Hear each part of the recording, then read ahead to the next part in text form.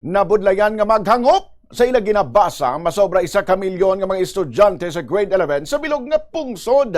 Ining sandig sa bago nga report nga ginpagawa sang Second Congressional Commission on Education kon EDCOM 2. Ginbasa ini sa March 2026 Senior High School Literacy Assessment sang Department of Education kon DepEd. Sa among assessment, 1.3 million sa 1.4 million ka mga estudyante sa grade 11 nationwide ang nabudlayan nga magintindi kung ano ang ilang nga ginabasa. Sunod sa EDCOM 2, 12% lamang sang learners sa grade 11 ang makabing nga independent learners o kunang learners o kun readers nga makahangop gid base sa expectation nga ginaset para sa among nga grade level. Sa siniman nga numero, anom sa kada pulo ka mga estudyante ang nagatupa naman sa frustration level. Ining ginatawag nga lowest tier of literacy kung sa diin virtually non-existent ang comprehension sa bata. Halos 3 naman sa pulo ka mga bata ang yara sa instructional level. But silingon, nagakinahanglan sila sang manunudlo agud nga giyahan sila nga mahangpan kung ano ang ila